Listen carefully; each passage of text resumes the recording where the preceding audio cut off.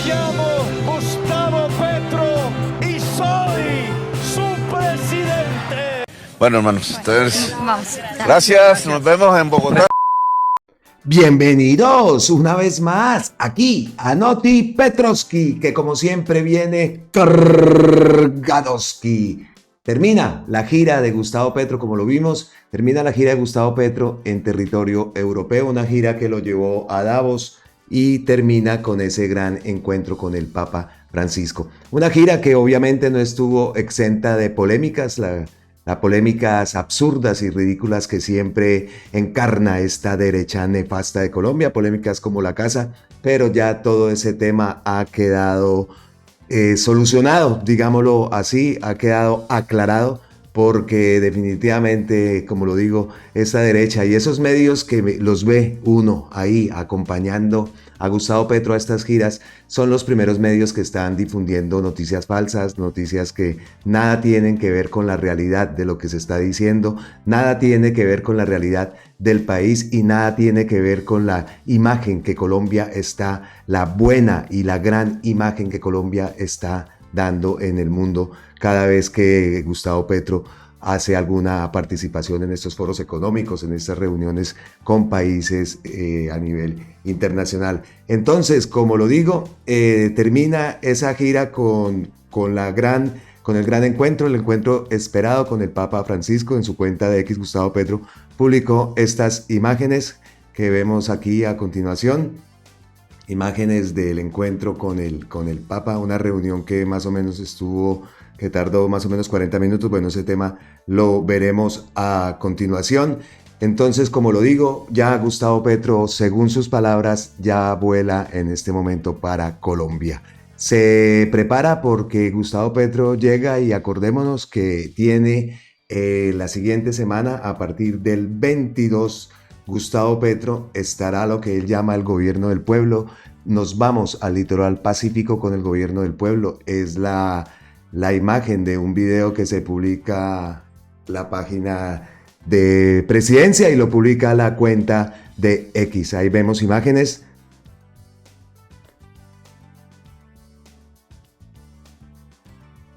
Esas son las imágenes de un video, como lo digo, un video que está circulando en redes sociales donde anuncia el traslado del gobierno al litoral pacífico colombiano, traslado que, como lo digo, se va a realizar la semana que entra. A partir del 22 de enero se va a realizar este traslado. Entonces, pues esa es la intro del Noti Petrovski y en base a unas palabras que vamos a escuchar a continuación, pues vamos a hacer el desarrollo de este video y pues como siempre tendremos ñapitas que tienen que ver hoy con el deporte y más que tiene que ver con el deporte a motor. Entonces, pues vamos a escuchar primero que todo a Gustavo Petro. Colombia puede poner sus buenos oficios en un tema de altercado que hubo muy profundo. Hablamos de la crisis climática y de una propuesta muy concreta que es cuando Colombia se adhiere al Tratado de No Proliferación de Combustibles Fósiles con las islas Nación del Pacífico que se están hundiendo en este momento, que tienen que evacuar sus poblaciones ya prácticamente de urgencia, y establecer una alianza con el Estado Vaticano en función de lograr más apoyos para que ese tratado se vuelva una realidad. Esos fueron más o menos los temas que conversamos. Nosotros tenemos una enorme simpatía por el Papa, hemos coincidido incluso desde el punto de vista político, no solamente religioso, en sus encíclicas, Laudato Si, que fue absolutamente inspirador alrededor de este tema del nuevo relacionamiento del ser humano con la naturaleza. Y la última, Fratelli Tutti, que prácticamente propone, como nosotros defendemos en Colombia, la salida de un régimen que llamamos neoliberal, que ha debilitado los estados, que ha entregado entonces las sociedades a controles mafiosos en toda América del Sur, y que ha llenado a América del Sur de desigualdad social. Yo toqué ese tema, digamos, pero no fue el eje de la discusión. La Iglesia Católica ha estado participando, bueno, vamos a separar Iglesia de Estado Vaticano. La Iglesia Católica obviamente ha sido un gran apoyo en Colombia a todos los procesos de paz y lo es en este momento en relación al proceso de paz con el ELN y con el MSC. El Estado Vaticano, digamos, ya como instancia nacional, territorial, estatal, puede ser el escenario de una ronda de negociaciones. A mí me interesaría mucho que la siguiente o la que pueda establecerse con el ELN se pueda desarrollar aquí por muchas razones que tienen que ver con la historia. Colombia tenemos que dividir el problema de la inseguridad y la violencia en dos grandes, digamos, fragmentos, porque son diferentes y tienen causas diferentes y nos podemos equivocar si mezclamos uno con el otro. Hay una violencia del conflicto armado que ha cambiado de fase, que está muy ligado a las economías ilícitas, que tiene unos territorios concretos, el litoral pacífico, el nordeste antioqueño, el Urabá, el Putumayo, la frontera colombo-venezolana, etc.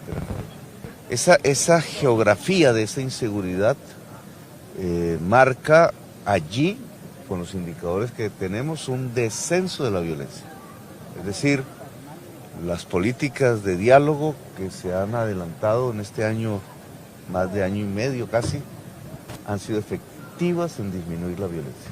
Hay otro fragmento del país, el de las grandes ciudades, el de las ciudades costeras, el de Bogotá, en donde ha aumentado la tasa de homicidios, es decir, la violencia en general. Allí es donde se presenta con mayor brío la extorsión generalizada, sobre todo en una ciudad como Barranquilla. Esta es otra violencia, tiene otras causas. No se puede endilgar al conflicto armado, aunque pueda haber relaciones, pero aquí lo que estamos observando es el crecimiento de la banda como un nuevo actor de violencia y la extorsión, por ejemplo, que es su pregunta concreta, está siendo dirigida en un 70% desde las cárceles. Allí hay corrupción, indudablemente. La política que estamos siguiendo es inhibir de comunicación al delincuente que desde la cárcel está generalizando la extorsión en Colombia. Como lo acaban de observar, se han dirigido a otras cárceles. Delincuente que nosotros podamos tener evidencia cierta de que está ocasionando extorsiones, se va de esa cárcel y va a entrar a cárceles de mayor seguridad. Sí, es que ya el problema indudablemente no es colombiano. Hace mucho tiempo dejó de ser colombiano el de la producción de drogas. Hay un fracaso de la política antidrogas que se creó hace 50 años en Estados Unidos. El fentanilo cunde en Norteamérica. La geografía de la cocaína cambia en el mundo. La violencia de las bandas está en todos los países de América, ya no solo en uno. Son poderosas, indudablemente, lo acabamos de ver en el Ecuador. Y todos estos efectos en donde ha muerto más de 1 millón de latinoamericanos asesinados, merece la mirada de todos los presidentes de América y el encuentro que se propuso con el presidente mexicano hace unos meses tiene que volverse una realidad. Yo creo que es el momento de evaluar la política antidrogas y de establecer caminos que, en mi opinión, puedan ser más eficaces para que lo que está sucediendo no provoque más violencia en el continente americano. Entonces aquí no podemos hablar solo a nombre de una. Todo lo que pueda suceder con el acuerdo de paz con el ELN, que espero llegue a un éxito rotundo, tiene que ser de acuerdo entre las dos partes. El Papa está de acuerdo en que demos pasos más profundos en los acuerdos de paz en Colombia. Tú sabes que el cristianismo es sinónimo de paz. Presidente, ayer... Si es un verdadero cristiano. Lo mencionamos, la comunidad tiene una gran experiencia en procesos de paz en Centroamérica, en África y en Colombia. Reservado como es, digamos, este tipo de acciones, pero la comunidad de San Egidio, vamos a pronunciarlo bien, Egidio es una colaboradora eficaz en el proceso de paz. Pasó hace unas semanas Sobre la situación con su en hija, sus ¿usted vacaciones, dice que esas acciones porque es que son delitos ya repetitivos, sistemáticos. No es un hecho aislado como pudo haberse entendido antes, es repetitivo el hostigamiento cuando está mi hija en la calle o en cualquier lugar, y eso es un delito. Y si es un delito, entonces la competencia la tiene el fiscal. Por orden de la Corte de La Haya, a raíz del conflicto de aguas marítimo que hemos tenido con Nicaragua, la Corte ordenó que se construya un acuerdo entre Colombia y Nicaragua, y por tanto debe comenzar con una conversación entre los presidentes para lograr que la pesca no sea afectada, la pesca artesanal, los pescadores artesanales de San Andrés, Providencia, de la costa Mosquitia y de otros países caribeños no sea afectada por el conflicto. Hay que llegar a un tratado de la pesca. Y allí hay una oportunidad para hablar de otros temas, indudablemente. A mí me gustaría que hubiera un relacionamiento normal, una normalización de la actividad religiosa dentro de Nicaragua. Es un tema que vamos a hablar. La mayor preocupación es la violencia y cómo salir de la violencia. Bueno, hermanos. Esas fueron las palabras que pronunció Gustavo Petro ante los medios de comunicación, que repito, los mismos medios que después difaman y tuercen todo lo que dicen, son esos medios que vemos ahí, la mayoría, ¿no? Porque ahí también estaba la agencia EFE. Pero las palabras que pronuncia Gustavo Petro tocó varios temas en esos más de 8 minutos que duró esa intervención, como lo digo, intervención que se dio después de del encuentro con el Papa Francisco. Habló de la comunidad de San Egidio, para no pronunciarlo mal como él lo dice que se reunió este jueves en Roma. Acá vemos la imagen con esta comunidad de San Egidio, un grupo de laicos católicos que gestiona procesos de diálogo, a quienes explicó los avances de la búsqueda de la paz total en Colombia. Dice también aquí en la página de Presidencia que la comunidad de San Egidio fue fundada por Andrea Riccardi en 1968, luego del Concilio Vaticano II, y es conocida por promover encuentros internacionales de oración por la paz. Su sede central está situada en la Plaza San Egidio, en la capital italiana. En el encuentro participaron el canciller Álvaro Leiva Durán y el embajador de Colombia en el Vaticano, Alberto Ospina. Aquí vemos la imagen de este encuentro que se produjo justo antes del encuentro con el Papa Francisco. Y del encuentro con el Papa Francisco resaltamos los temas que se tocaron, escuchamos algunos temas ahí en la intervención de Gustavo Petro, y a la página de Presidencia recurrimos, donde habla también del tema de la crisis climática y de Nicaragua. Dice que Gustavo Petro indicó que el encuentro se habló de dos temas como la paz mundial. Hablamos del tema nicaragüense. Colombia puede poner sus buenos oficios en un tema de altercado que hubo, muy profundo, dijo, en alusión a las relaciones entre el gobierno y la iglesia en la nación centroamericana. Manifestó que le gustaría que hubiera un relacionamiento normal, una normalización de la actividad religiosa dentro de Nicaragua. Es un tema que vamos a hablar. Sostuvo, también dice aquí en esta página, que el presidente, que conversaron también con el Papa de la crisis climática, explicó que se requiere mayor apoyo para que sea realidad el tratado de no proliferación de combustibles fósiles. Resaltó que ese tratado establece una alianza con el Estado Vaticano para enfrentar problemas como el de las islas del Pacífico, que se están hundiendo por el cambio climático y deben ser desalojadas. También dice aquí esta página de la Presidencia unos detalles, por ejemplo, que la reunión comenzó a las 9:55 hora local, 5 minutos antes de lo previsto, y duró 35 minutos. El presidente llegó con el canciller Álvaro Leiva y el embajador de Colombia en el Vaticano, Alberto Ospina. Tras el encuentro con el pontífice, el presidente se reunió con Monseñor Paul Richard Gallagher, secretario para Relaciones con los Estados y las organizaciones internacionales.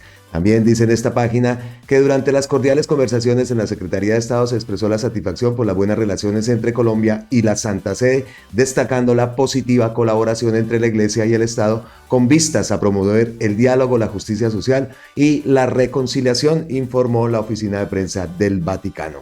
En la audiencia, el Santo Padre le obsequió al presidente Petro una escultura de bronce que representa dos manos que se estrechan con el telón de fondo de la columnata de San Pedro que rodea la Basílica de San Pedro de Roma y las figuras de una mujer con un niño y un barco de emigrantes, con la inscripción «Llenemos nuestras manos con otras manos». También le entregó volúmenes de documentos pontificios y el mensaje de la Jornada Mundial por la Paz de este año al jefe de Estado colombiano, quien a su vez llevó al Papa un poncho artesanal y cafecito, cómo no, cafecito de Colombia.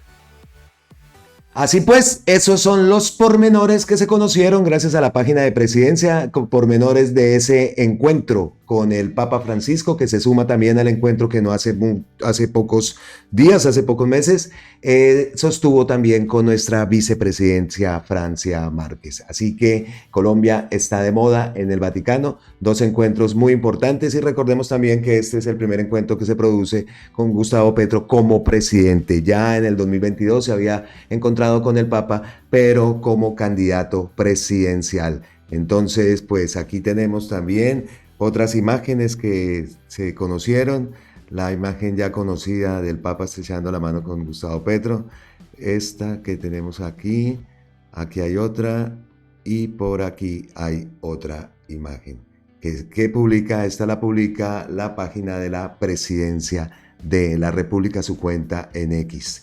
Y bueno, entonces dijimos que íbamos a tomar como referencia las palabras de Gustavo Petro que escuchábamos al comienzo de este video, y uno de los temas que tocó es obviamente el tema de Antonella, tema que no nos gusta tocar ese tipo de temas porque de verdad es una agresión a una menor de edad y esos temas son bastante delicados, pero definitivamente no es justo lo que ocurrió. Se conocieron las imágenes en el día de ayer, los que no lo sepan, pues una imagen de una agresión de una mujer que se fue detrás de ella, la grababa, la insultaba, le decía, bueno, lo que ya sabemos y esto no se puede permitir. Eso es lo que dice Gustavo Petro, que lo escuchamos también, el fiscal callado, el fiscal en silencio. Las imágenes se conocieron el día de ayer, pero resulta que Gustavo Petro, como lo escuchamos, eso fue anteriormente en época de vacaciones.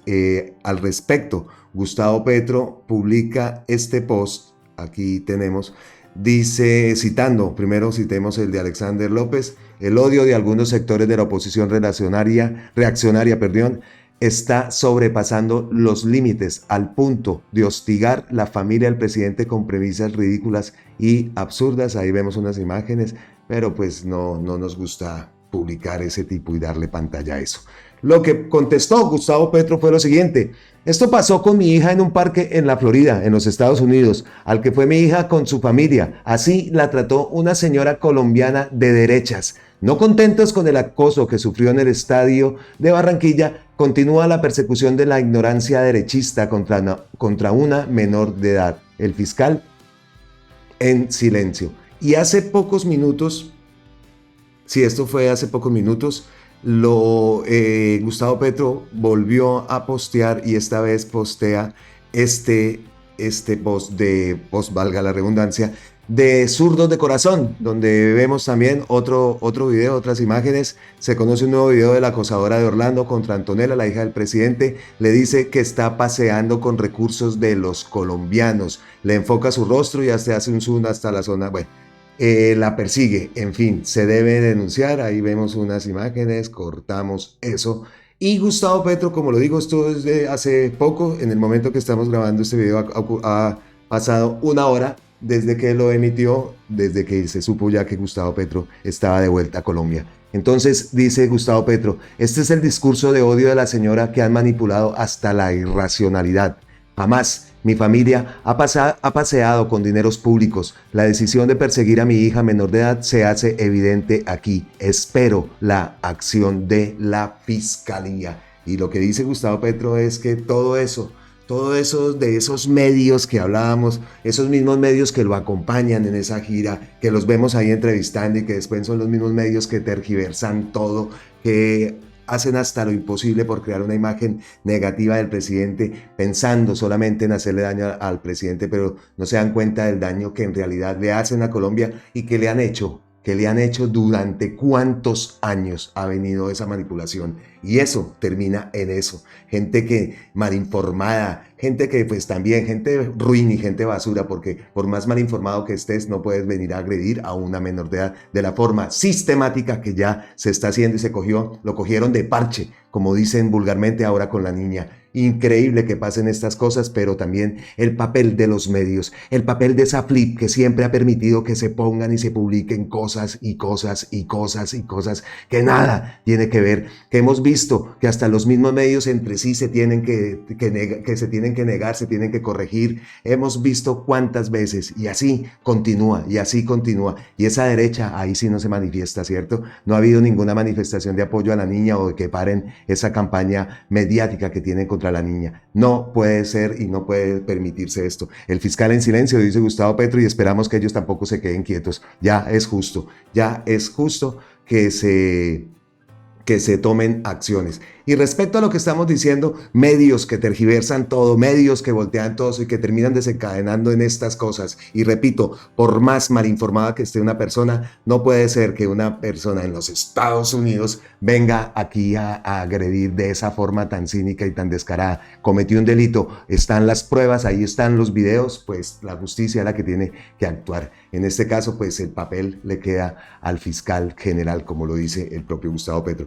Pero una prueba más de eso, y eso también ocurrió hace poco, Gustavo Petro tuvo que salir a desmentir. Y miren lo que publica La Silla Vacía.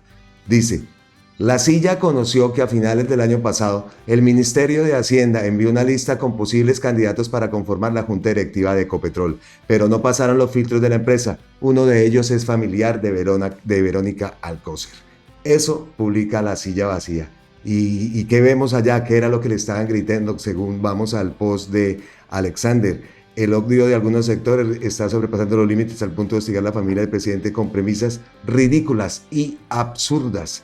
El discurso dice que la acosadora de Orlando contra Antonella decía que estaba paseando con los recursos de los colombianos, en fin, todo ese tipo de mentiras. Y vea lo que publica Gustavo Petro. Con todo el respeto que me merece La Silla Vacía, respeto, bueno, el señor Alberto Merlano no es familiar de Verónica Alcócer, así como Noel Petro no es familiar mío. Hagan oposición, pero traten de hacerla con criterio. Alberto Merlano tiene toda la experiencia en Ecopetrol como para ser un excelente miembro de la junta directiva e insistiré en que lo sea.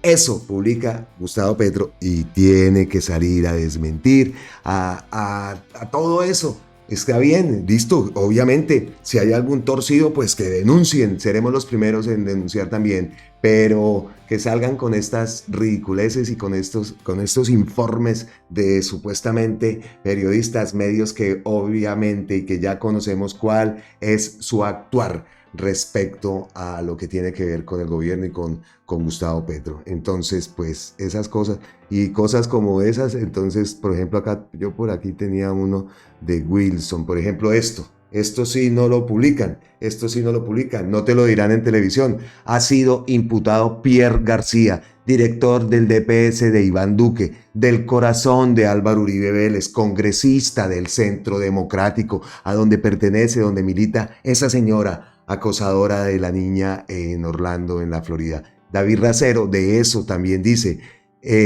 cita un post de la W que dice: Fiscalía pide orden de captura con circular roja de la Interpol contra Pierre García. Circular roja para que no se huele, dice David Racero. Pierre García, de las entrañas del presidente Duque y el Centro Democrático, tiene la relación de todos los congresistas que incurrieron en actos de corrupción con el presupuesto del DNP. Más ruin que robarse la plata de la entidad encargada de la política social destinada a las personas con más situación de vulnerables en el país. El partido, la gente de esa señora acosadora de los Estados Unidos, en Orlando, en la Florida, esa es la gente que está, que comete esos actos, y a esta gente es la que esa gente idolatra, a esta porquería de gente. Así son, así es que son. Y ustedes saben que aquí en Notipetrovsky no nos gusta quedarnos con eso. Si ocurre algo malo, pues lo tapamos también. No escondemos, aquí no escondemos información, lo tapamos en el sentido figurado. pues lo opacamos, digámoslo así, esos ataques y todas esas calumnias, esas mentiras, los ataques a la niña que desde aquí obviamente le enviamos todas nuestras fuerzas, fuerza Antonella, a lo que está teniendo que pasar esta niña que no puede ni salir a ningún lado por donde va. Tiene que aparecer esta gente que patrocina y que apoya a esa otra porquería de gente llamada disque gente de bien. Entonces aquí no nos vamos a quedar con eso, no vamos a quedarnos con las cosas malas, nos encantan noticias positivas, nos encantan noticias buenas y pues aquí hay una prueba de esa. Vean esto. Hoy el gobierno de cambio, en cabeza de nuestro presidente Gustavo Petro, le cumple a La Guajira. Estamos entregando hoy día 40 carrotanques doble troques con una capacidad de 6.000 litros que estarán por todo el departamento, en especial en la Alta Guajira. Esas comunidades que llevan años sin agua, hoy día ven reflejado esa ilusión en estos carrotanques, los cuales van a ser manejados por el Ejército Nacional. Con el convenio que tenemos entre la Unidad Nacional y el Ejército, estos carrotanques van a estar por todo el departamento distribuyendo agua para aquellas poblaciones que hace mucho tiempo no la tenían.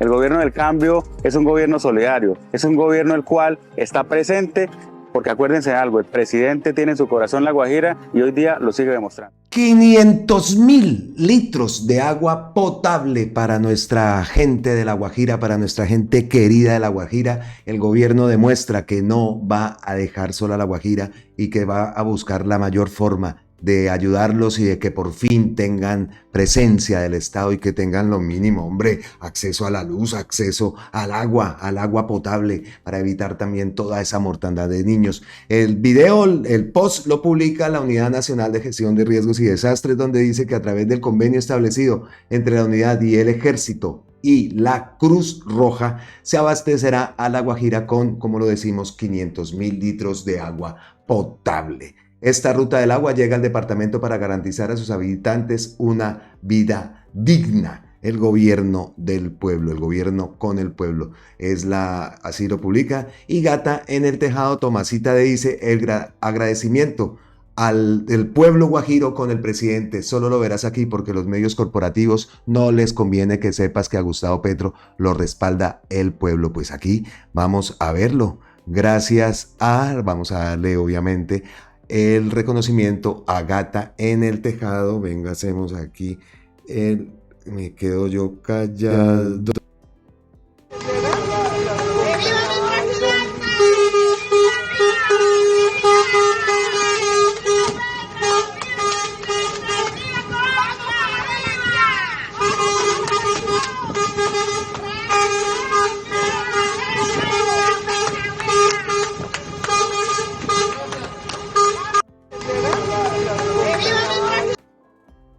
Esas son las imágenes que vemos, la gente pues agradecida con la llegada del carro tanque. Faltaba más. Qué buenas imágenes que se las repetimos, le damos el reconocimiento a Gata en el tejado y gracias Gata por ponernos al tanto de la reacción de la gente con estos carrotanques que están llegando con agüita potable, agüita para mi gente en La Guajira. Más noticias positivas, pues esta que tenemos acá de nuestra ministra de Agricultura, Jennifer Mojica, que publica: nuestro agro reverdece, la economía colombiana mejora gracias a la agricultura, baja la inflación del costo de los alimentos, hemos visto casos de huevos, de los plátanos, de la papita, bajan los costos de los insumos agropecuarios, sube el PIB rural, crece el campo, más tierras y derechos para los campesinos, más riqueza para todos y mejor comida para todos. Y ahí hay varios iconos entre los cuales está la arepita, que no había visto el icono de la arepa. ¡Qué bien! Entonces acá muestran unos datos de sectores agricultura y minería, que creció 8.4%, los sectores de mayor crecimiento, administración pública y de defensa 6.9%, financiero y seguro 4.2%. Esas son las noticias que nos gusta resaltar aquí en Noti Petrovsky, y tenemos más noticias aquí. Flores exóticas de Colombia llegarán al Brasil.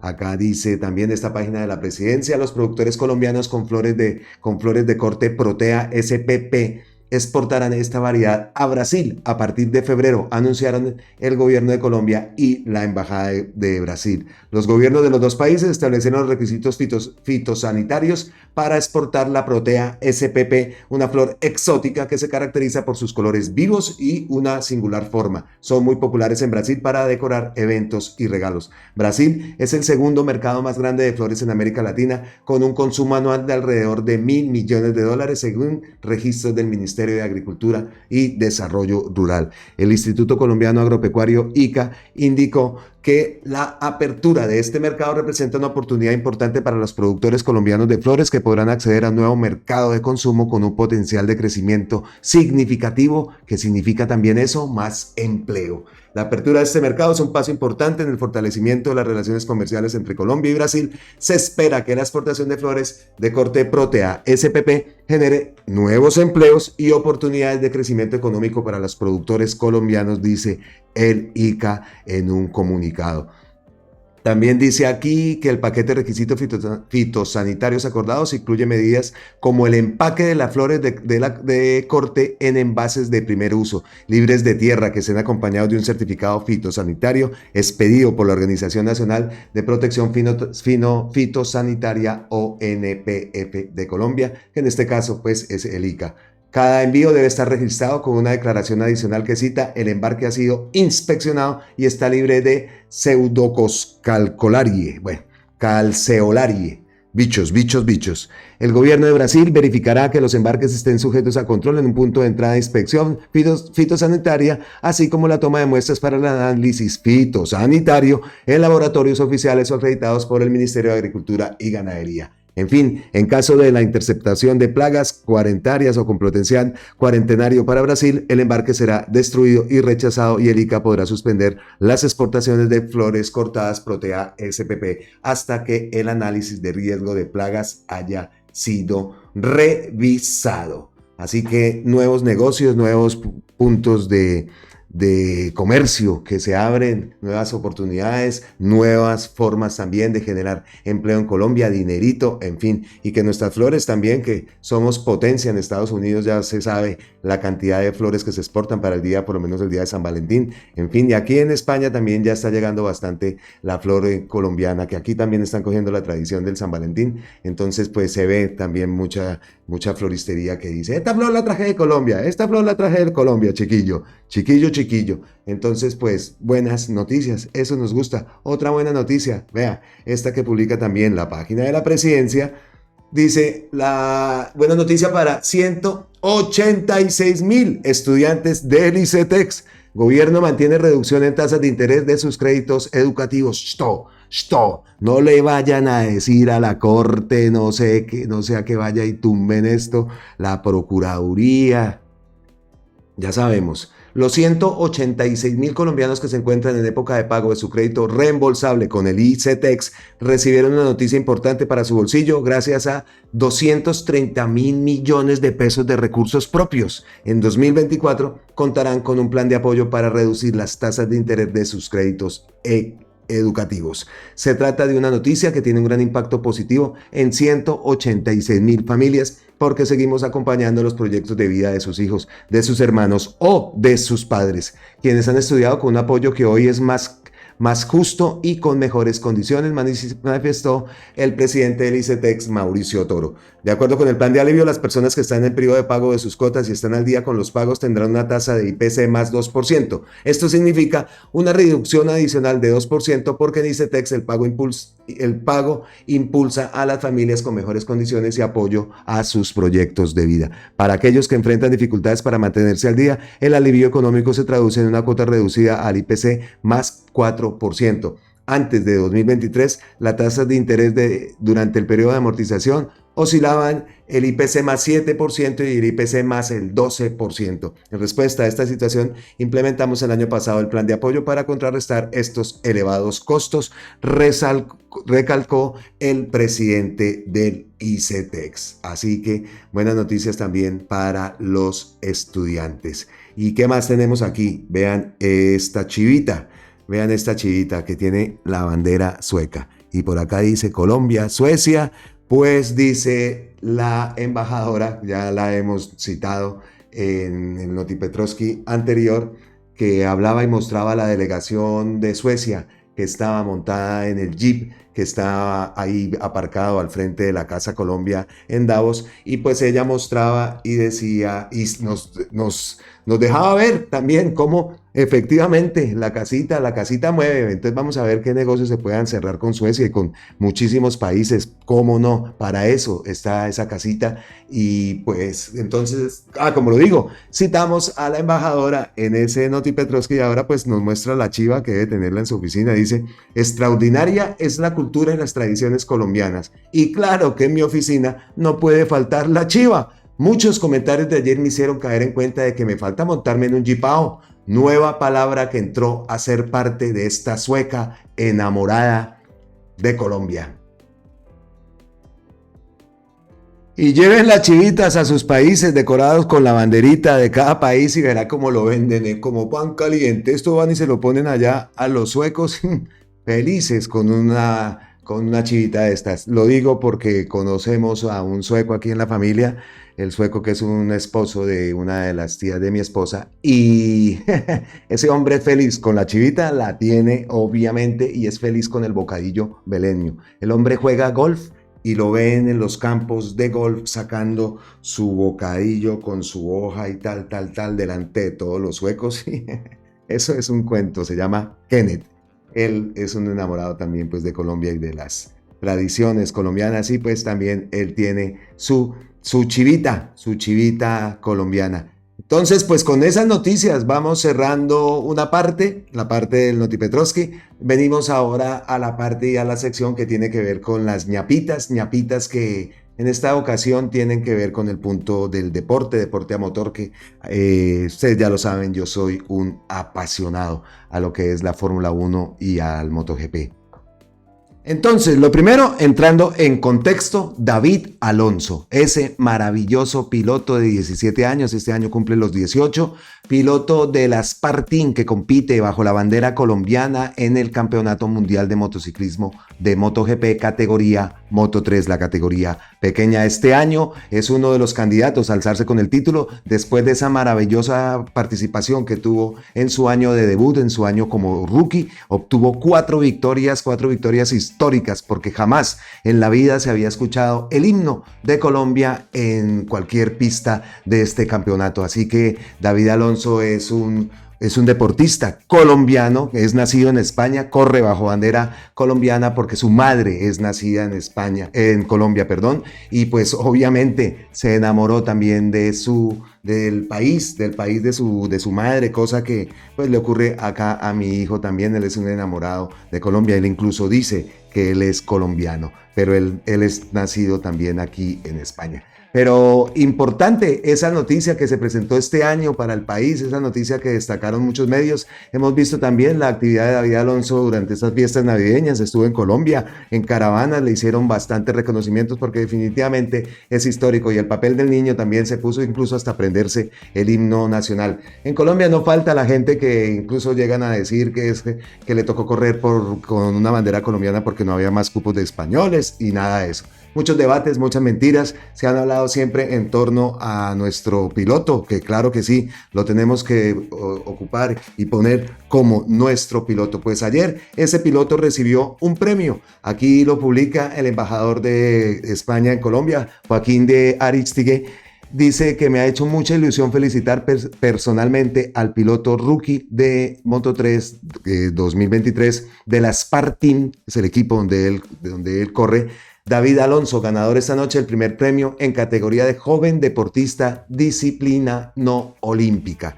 Y pues publica estas fotos. Aquí vemos a David con la bandera colombiana. Esa imagen fue fabulosa, verlo cómo llegó y cómo se aprendió hasta el himno de Colombia. Aquí lo vemos con el embajador. En fin, y aquí pues los que no lo han visto, los que no lo conozcan, aquí tienen una imagen del gran piloto David Alonso. Como lo digo, es un chico, es un joven que pues para llegar allá han tenido que correr y entrenarse duro desde edades 3, 4 años. Estos jóvenes, estos chicos están corriendo y montados en una moto. Como lo digo, siempre se generó el debate de que por qué corre, que esto, como siempre la gente en Colombia, en vez de de valorar lo que hace un chico que lleva sangre colombiana. El hecho de que nació en otro país, pues es otra cosa, pero él lleva su sangre colombiana y tiene derecho también a ser colombiano. Incluso pues puede obtener la doble nacionalidad, no sabemos si la tenga, pero él tiene derecho, y lo digo pues con conocimiento de causa. Colombia y España pueden tener la doble nacionalidad. Entonces, se reveló un diario, El Mundo Deportivo, un diario catalán, revela por qué él corre bajo la bandera colombiana, para que terminemos también con muchas especulaciones y nos enteremos por fin por qué es que este gran piloto corre bajo la bandera de Colombia y nos hace quedar a nivel internacional pues muy muy bien. Mucha gente, incluso en las transmisiones, yo no me pierdo las carreras, en las transmisiones gente que no habían escuchado el himno de Colombia destacaron lo bonito que es el himno, y también destacaron que se acordaban de dónde lo habían escuchado, y se recuerda es por Juan Pablo Montoya, pues que también hizo que el himno colombiano sonara en las pistas, en los circuitos internacionales. A propósito de Juan Pablo Montoya, su hijo Sebastián va a competir este año también en la categoría de Fórmula 3 con un equipo bastante bueno, un equipo puntero, el equipo Campos Racing, que recordemos también que este equipo, esta estructura, fue una de las que reconoció donde estuvo Fernando Alonso. Adrián Campos, él ya falleció, y Adrián Campos fue uno de los mentores del magnífico piloto de Fórmula 1 español.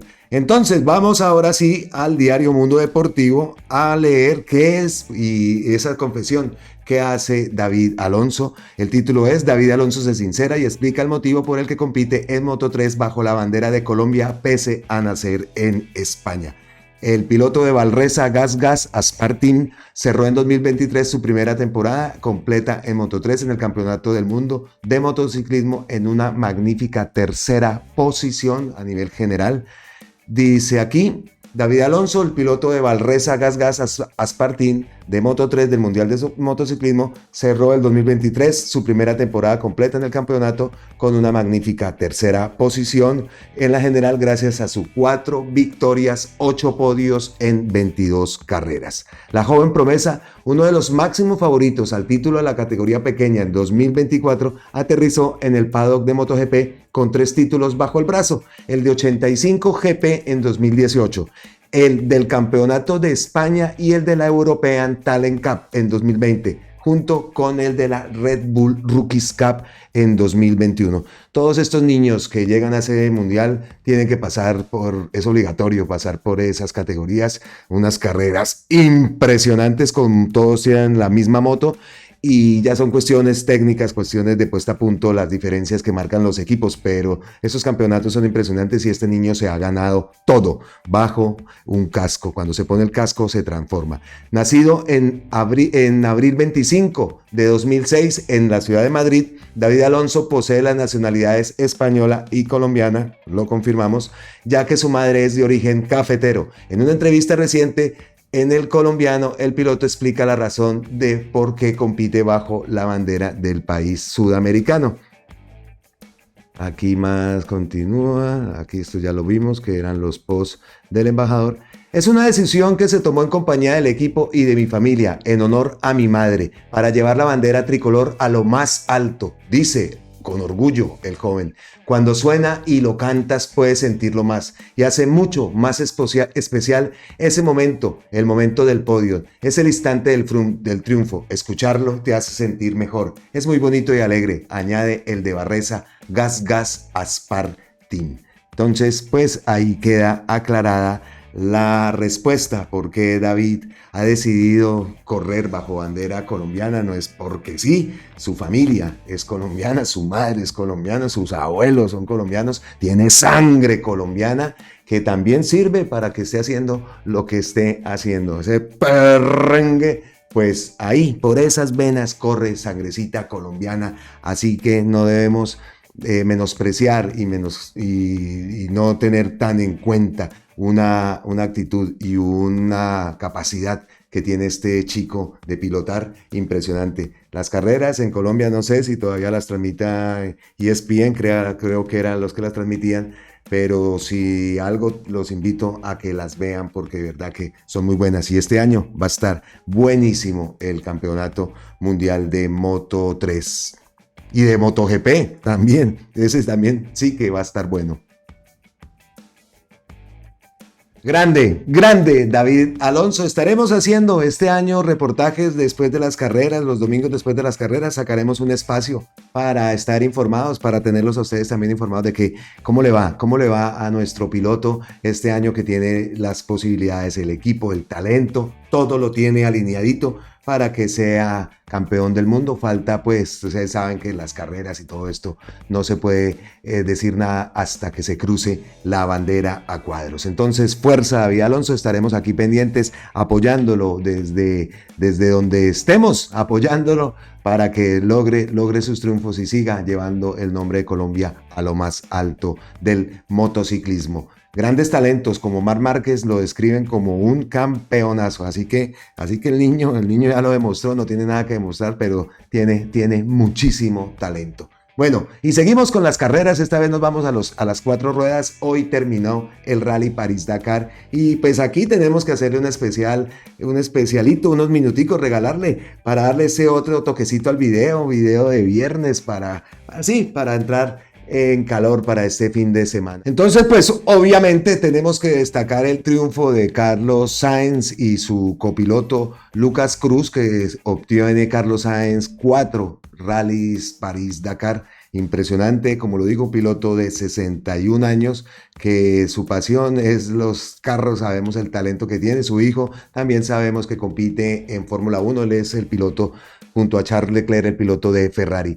Recordemos también que Carlos Sainz ha sido campeón del Dakar en el año 2010 con Volkswagen, en el 2018 con Peugeot, en el 2020 con Mini y este año, después de una lucha encarnizada, vimos imágenes donde incluso los compañeros pararon para darle las llantas porque se había quedado sin llantas y se pinchó como 5 veces en esa etapa, perseguido por la otra gran potencia, nada más ni nada menos que Sebastián Loeb, y fue impresionante el día final, el día del ataque final. Loeb se rompió la suspensión, quedó tirado, perdió más de una hora, incluso tuvo que recibir asistencia de un equipo chino que fue el que lo rescató, le prestó la pieza, una pieza de la dirección que le había quedado torcida y había impedido que el piloto francés continuara su marcha y continuara su remontada, porque llegó a estar incluso en las 2 etapas anteriores, llegó a ponerse a 4 minutos el día que Carlos Sainz se pinchó y que tuvieron que parar Ekstrom y Peter Hansel a darle sus ruedas, a colaborarle y a que él siguiera su marcha. Entonces, un gran trabajo también por parte de Audi, una carrera impresionante. A mí el Dakar en lo personal me encanta. Me gusta mucho la experiencia de terminarlo primero que todo, pero la experiencia que tienen de vivir los de motos, los quads, los camiones, los buggies, o sea, todos. Incluso hay una categoría que es de clásicos, que vimos un Renault 4 por allá guerreándola, el Renault 4 en el Dakar. Ellos tienen que ir a una velocidad reducida, se vararon, se acamparon 2 señores ahí, se acamparon, sacaron cada uno su carpita, fogatica y listo, esperar que amanecieran y que llegaran las asistencias para remolcarlo, o sea, que tiene que ser una grandísima experiencia. Entonces, pues destacamos, como lo digo, ese gran triunfo de Carlos Sainz. Y ya para despedirnos, aquí esta ñapita, pues vamos a hacer un recuento que me llamó mucho la atención, este artículo que encontré en Marca, de los 10 carros, los 10 coches, como dicen acá en España, los 10 coches campeones del Dakar. También recordemos que este último es un prototipo híbrido, que también eso es un gran avance. También vimos muchos carros, un buggy y un camión compitiendo con hidrógeno verde, así que también para Colombia debería también buscar una representación, pilotos, e incluso hasta ir a montar allá una planta de oxígeno verde, una bomba de oxígeno verde, de hidrógeno verde, perdón, para reabastecer y para el futuro, porque como lo digo, y muchas marcas, incluso escuché y leí de un buggy, un prototipo que están sacando marcas como Yamaha. Se unieron las 5 marcas japonesas más fuertes, tanto de carros y de motos, Yamaha, Kawasaki, Suzuki, Toyota, para generar y hacer un carro que va a funcionar con hidrógeno verde. El proyecto Ya este año estaban haciendo las pruebas de resistencia y de cómo se demostraba el motor. Ya el año entrante entrarán con toda. Así que ese es el futuro y pues Colombia en eso tiene mucho que dar. Entonces acá vemos los primeros, el carro campeón, el Audi de este año. Y vamos a ver, aquí vamos a hacer un recuento de carritos clásicos, carritos viejos, que esto me gusta y de pronto a más de uno de ustedes les guste apartarse, como le digo, un poquito de esa parte política. No la vamos a apartar obviamente totalmente, pero sí un momentico nomás. Dice acá entonces, el primer coche con el que compitió Carlos Sainz fue un Renault 5 TS que le había comprado su papá para competir en el Rally Chalimar, una carrera que se disputaba en la Comunidad de Madrid con Juanjo Lacalle como copiloto.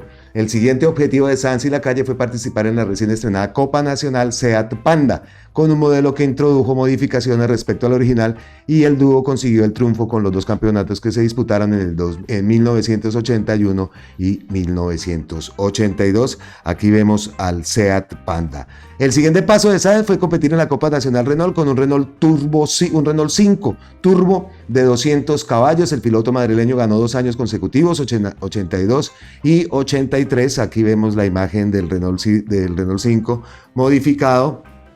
Ese mismo año firmó con la marca francesa para correr en el Campeonato de Castilla de Rallys. En el 84 repitió programa con Renault, pero esta vez al lado de Antonio Boto en lugar de Lacalle, que hizo las labores de coordinador de equipo. En el mismo año, tras volver a ganar el Campeonato de Castilla, recibió una oferta de General Motors para correr el Rally de Cataluña con un Opel Manta 400, y esta vez con José López Orozco de copiloto terminó en la segunda posición por detrás de Salvador Serbia. Entonces aquí vimos el Renault 5. En el 85 y en el 86 fue subcampeón con un Renault 5 Tour de Corse y un Maxi Turbo. Y tras la prohibición del Grupo B en 1986, Sainz tuvo que escoger entre un Renault 11 Turbo o la oferta de Ford que le ofrecía competir con un Ford Sierra Cosworth, además de garantizarle participaciones en el Mundial. Aquí vemos imágenes de ese Ford Cosworth.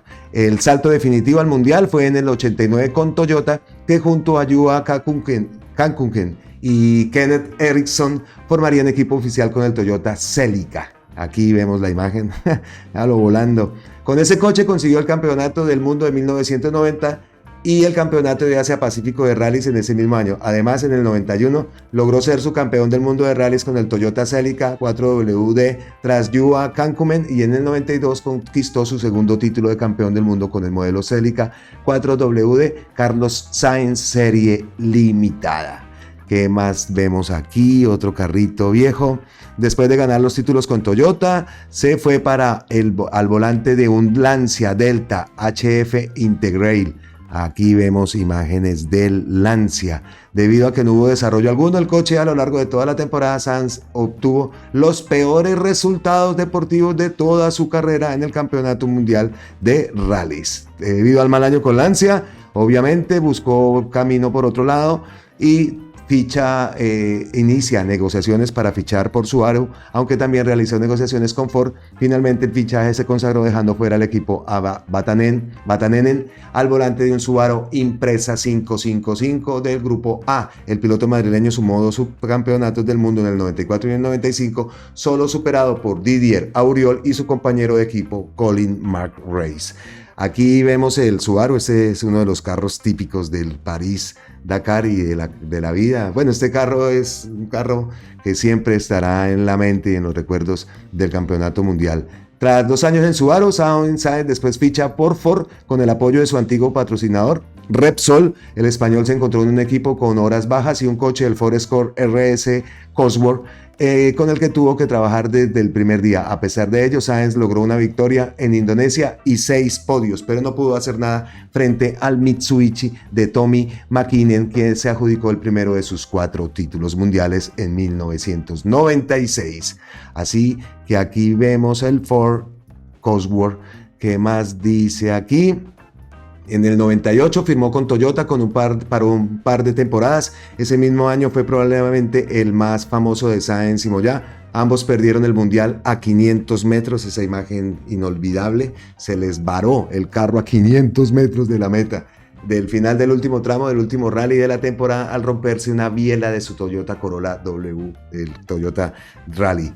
El título de ese año fue finalmente para Tommy Mäkinen, que curiosamente en ese rally también se retiró al destrozar la rueda trasera derecha de su Mitsubishi Lancer Evo 4 en un bloque de hormigón. Esa imagen no se nos olvidará nunca. Al año siguiente, Sáenz obtuvo un total de 8 podios, pero ninguno en primer puesto. Finalizó quinto en la clasificación de pilotos detrás de su compañero de equipo Auriol, tercero. Lo único que pudieron celebrar esa temporada fue el título de fabricantes. Después, ya en el 2000, 2001 y 2002, volvió con Ford, con el equipo que se había debutado en el Mundial para conducir el Ford Focus WRC, la versión rally, bajo las órdenes de Malcolm Wilson. El equipo estaba formado para ganarlo todo. Durante esas 3 temporadas, Sáenz solo logró 2 victorias: en el 2000 en el Rally de Chipre, prueba que estrenaba en el Mundial, y en el 2002 en el Rally de Argentina, donde acabaría en el tercer puesto final por delante de sus compañeros de equipo Marco Martin y McRae.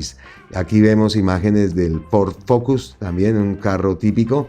La última marca con la que disputó el campeonato del mundo de rally fue Citroën en 2003, y acompañado de nuevo por Colin McRae y el francés Sébastien Loeb, con el que se disputó este año el Dakar. Logró una victoria en el rally de Turquía y finalizaría tercero en el mundial de Citroën con el Citroën Sara WRC, otro carro típico. Aquí lo vemos volando en una versión del rally, no del Dakar, del mundial. Y después de varios problemas a lo largo de la temporada, tanto mecánicos de salud como de ánimo, los atentados en Madrid no ayudaron, ni tampoco el largo calendario. Sáenz decidió dejar la competición para dedicar más tiempo a su familia. Y aquí, ¿qué más? Dice el salto a los Raids y al Dakar. En 2006, Sáenz anunció que se incorporaba al equipo Volkswagen de Raids para participar en el Rally Dakar de ese año, 2006, como lo digo, donde finalizó 11º, venciendo en 4 etapas con un Volkswagen RT05. Al año siguiente, y al volante del mismo coche, Carlos regresó a la prueba africana, donde consiguió alzarse con la victoria en 5 etapas. Desgraciadamente, varios problemas mecánicos le apartaron de la victoria, relegándolo a la 9ª plaza. Aquí lo vemos con el Volkswagen en el año de 2006. Tras la suspensión del Dakar en 2008 por amenazas terroristas, Sáenz volvió a la carga con el Volkswagen Race Touareg durante la primera edición en Sudamérica. Carlos tuvo un inicio espectacular, ganando 6 de las primeras 10 etapas, pero a falta de 3 días para la conclusión, sufrió un accidente que le apartó nuevamente del triunfo final.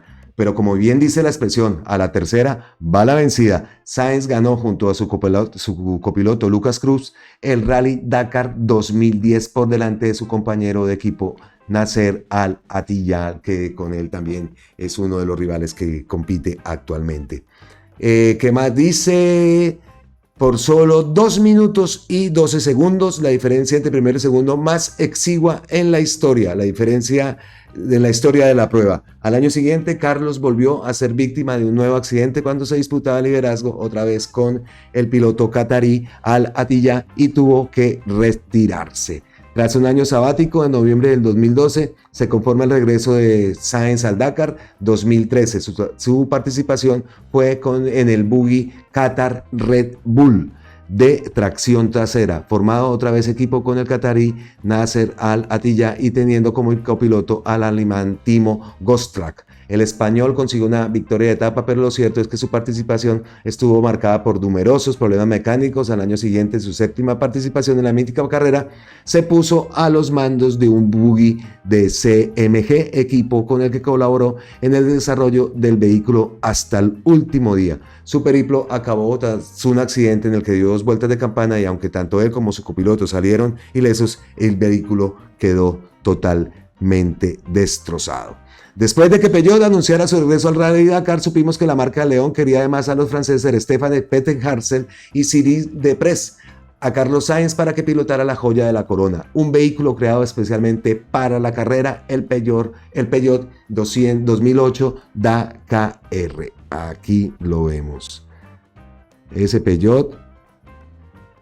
En 2006 sumó 2 victorias de etapa, pero una avería en la carcasa del cambio en la 10ª etapa le obligó a retirarse. Antes de la incidencia, Sáenz defendía el liderato ante el acoso de su compañero Peter Hansel. En 2017 la firma Gala dio un paso al frente con el Peugeot 3008 DKR. La evolución del anterior modelo tenía mucha más potencia gracias a un motor V6 turbodiesel de 3 litros, la ganancia de potencia es notada sobre todo a bajas revoluciones. Además, el carro era más ancho y bajo, por lo que se comportaba mucho mejor. Sainz volvió a retirarse cuando liberaba el rally después de sufrir un accidente cuando faltaban 8 kilómetros para el final de una cuarta etapa.